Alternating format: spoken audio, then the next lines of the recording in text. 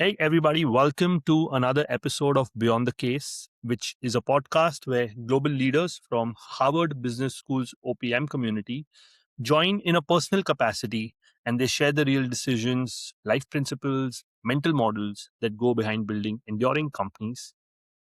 My guest today is someone who was in the same OPM cohort as myself, OPM 67, Tomasz Kulakowski. How are you, Tomasz? I'm doing well. Thank you very much. How are you, Soin? Good to see Doing you. very, very well. Yeah. Tomasz is one of the most successful entrepreneurs from our batch. I'm very excited to have him here. And it's taken a lot of effort to finally sit down with him. So I do appreciate Tomasz taking the time and having this chat with us. Thank you very much, Sohin, for very kind words. First of all, let me disagree with you. I do not feel I am the most successful one, and I'm not sure what are the criteria or measures that you take into consideration to say so, but I strongly disagree. There are definitely by far more successful people in our cohort than myself. There comes that humility we've seen throughout the 3 weeks we spent together. And I appreciate that. Tomasz, do you just want to introduce yourself quickly for the listeners, who you are, what business you run, and we can start from there? Sure, I will try my best. I will do my best. So, first of all, I consider myself to be an entrepreneur. I live currently out of Warsaw, Poland. However, all my businesses that I built over the last 15, 16 years were very much international with customers around the globe, primarily in the US, but also in some Western European countries as well as in Asia. Those businesses, all of them, were in IT industry, maybe to be more specific, advanced technologies, software, primarily connected to something we can call artificial intelligence or machine learning. Great. Looking back at all the entrepreneurial journeys you've had, what has been your observation in terms of the hardest moment to get started? Well, the hardest moment is really to make a decision to get started, I believe. And I don't believe this is a very kind of original sentence. I believe many people who started by their businesses would agree with that. Well, I can tell you about my particular case, how it really happens, and maybe how I was preparing myself to that moment that really started back in 2010, which is what 15, 16 years ago. So first of all, I was very fascinated almost all my life with new technologies, with software, with programming. I graduated from a mathematical and IT class in a high school in my hometown, Białystok, which is in the northern east part of Poland. From the very beginning of that school, I knew that I wanted to study computer science in the best possible university in Poland at the time. And that was really the case. That the best one was the Warsaw University of Technology. That was back in 1998 when I graduated from the high school and started studying at the university. And I attended the faculty of electrical engineering, computer science, and telecommunications in that university. I graduated the university with distinction back in 2003, and I started working in various sales and marketing positions, primarily in passenger airlines, where I spent like 6 or 7 years of my life. So nothing really connected to the field that I was studying. Um, then I spent some time in so-called iGaming industry. So I worked for a company providing customers with online casino games, sports betting, or poker. And then back in 2010, when I was 31, 32 years old, and had certain, let's say, academic background, but also some relevant, so to say, business experience, I started asking myself whether this is not the right time and possibly even the last moment, maybe to build something on my own rather than continue working for other companies. Maybe it's the right time to start something up. And yes, I made a decision to start something up. And that's how my story started. Let me maybe tell you one kind of funny thing, what led me to that decision. At certain point of time, I lost my job in this iGaming company, and that was for regulatory reasons. So the company that I used to work for had to shut down the business on the markets that I was responsible for, and pretty much overnight I had no job.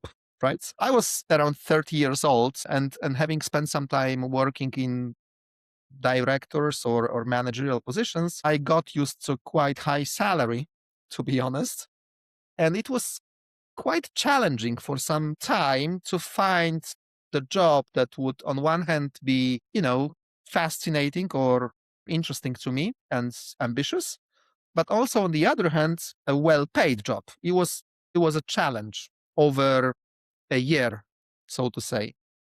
And during that year, when I, kept talking with different people who said, well, Tomasz, you are slightly overqualified to join our company, I started asking myself a question, well, if I'm overqualified to, to join somebody, maybe I am qualified to start something up myself.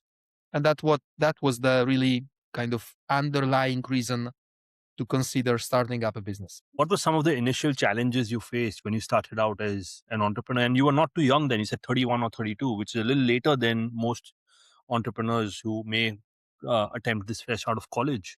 So, can you talk to us about the mindset you had and your journey in the initial years of trying to start out by yourself?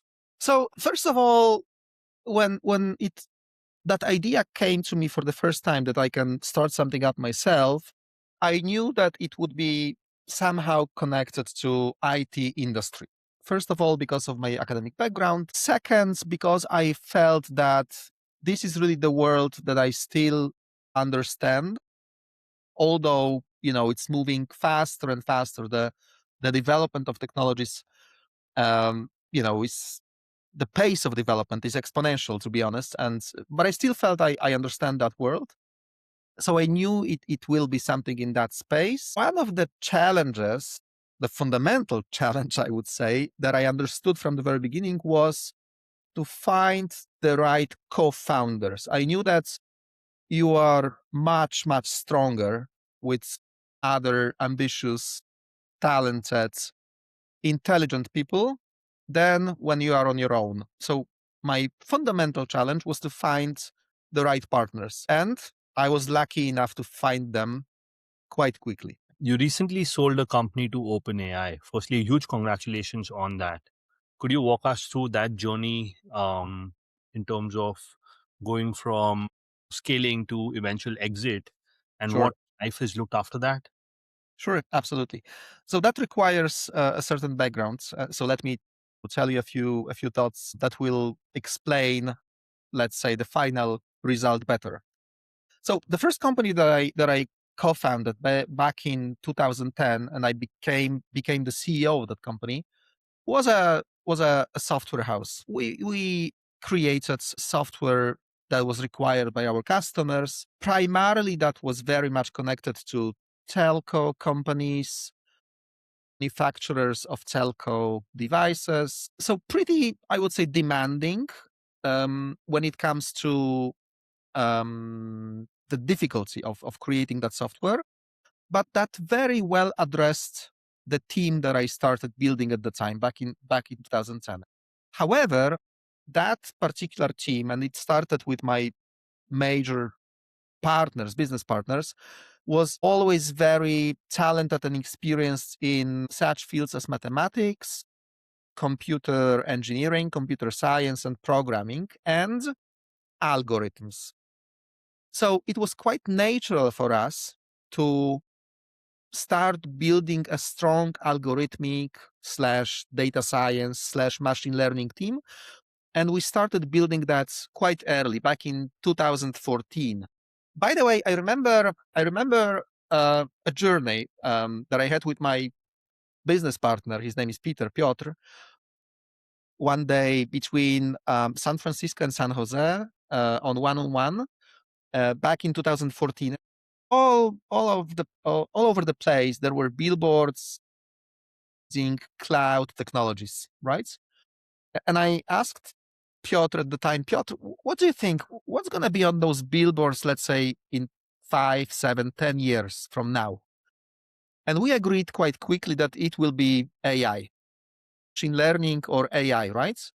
So we said, so why don't we just start building an AI team within our company? At the time, the size of the company was like 20, 25 people, but we were always very connected to the University of Warsaw, Faculty of Mathematics and Computer Science, which is famous for producing extremely talented, smart, young mathematicians, algorithmicians, people who would potentially build their careers within ML AI companies.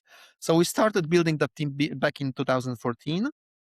And then in 2015 or early 2016, our team won on a global level a global competition that was organized by a company called Kaggle. Kaggle, by the way, was after that acquired by Google.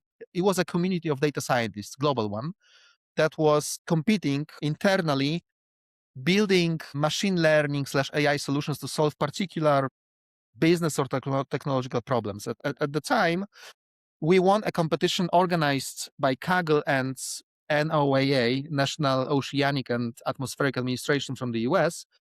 The task was to distinguish particular species of right whales. Those are animals living in Atlantic Ocean, like 500 of them, not too many. And NOAA had aerial pictures of them. And the task was to really build an algorithm that can say, okay, so this whale is, I don't know, Sohin, this one is Thomas, this one is Fred, etc. We won that competition. After 6 months of really hard work, we won that. And we understood at the time that in order to build such a model to solve such a problem, you need certain software infrastructure. Imagine you are a software engineer. You probably know a software called GitHub. So, a repository of code where you can, version the codes, deploy the codes, cooperate, collaborate on building the codes. So in software engineering, that problem was solved long time ago. In a, let's say, newly born data engineering or data science world, that problem was never touched upon because, it was a very, very new problem. So back in 2015, 2016, we understood that such a technology should be created over time. And that was a pivotal moment for us. My partner, Piotr, he said, okay, I will build that software. And one day, I believe, we will reach a story of GitHub. We never reached this, the success of GitHub because it was sold, I think, for $7 billion to Microsoft at a certain point of time.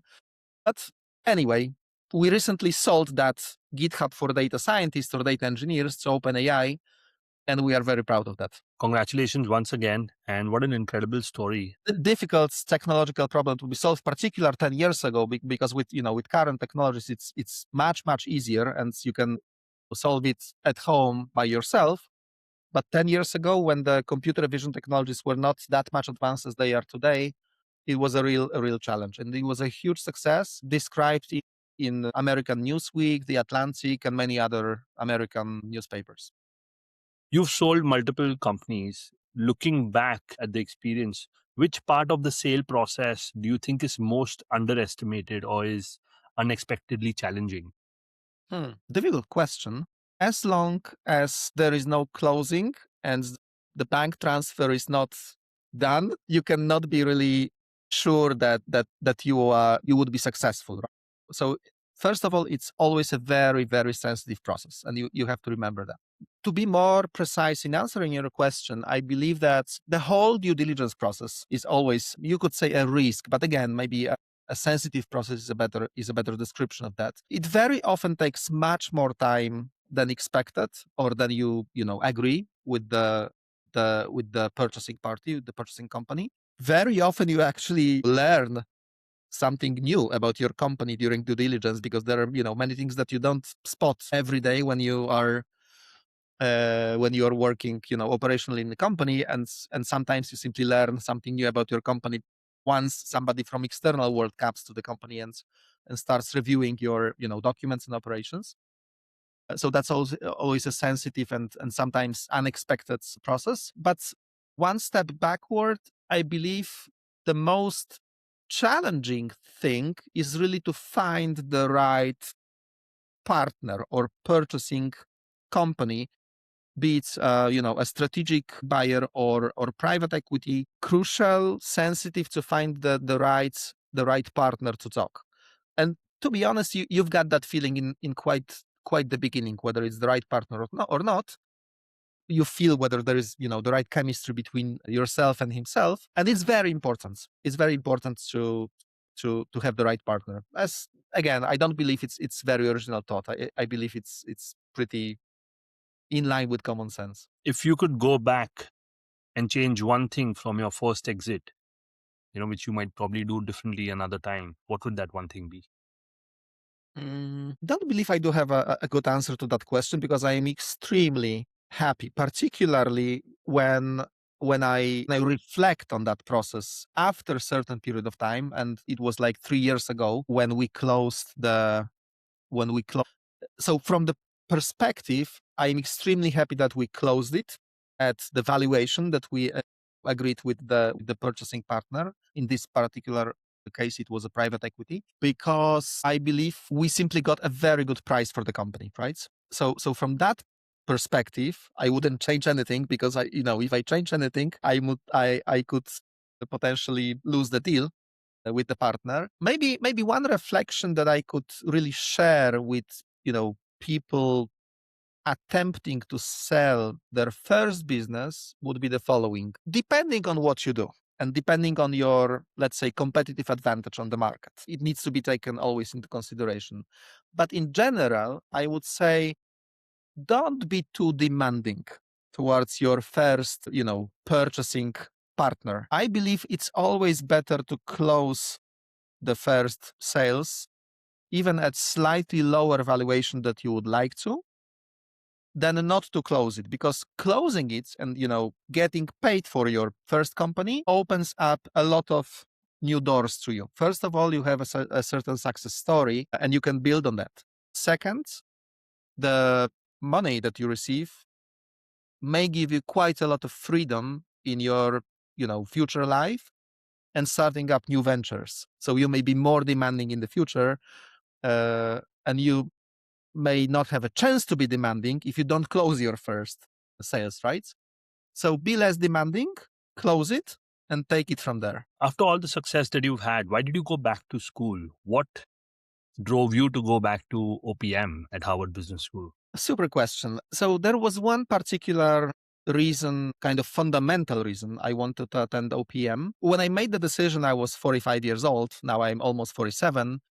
And I felt it would be my last in my life academic experience. And I wanted to have yet another attempt to feel like a student, attending classes, meeting other students. I wanted to feel that again after more than 20 years since I graduated from the university, and 15 years since I graduated my MBA program. I wanted to have that feeling again, and I wanted it to be exceptional, which means I wanted it to have in an exceptional place. And Harvard, the campus of Harvard, Boston itself, are simply the right place to have such an extraordinary, fantastic feeling. When I made the decision, I really, I would say, underestimated, or I didn't believe that there would be some other benefits that are extremely important. And I can, admit that after the first module. The first of them is the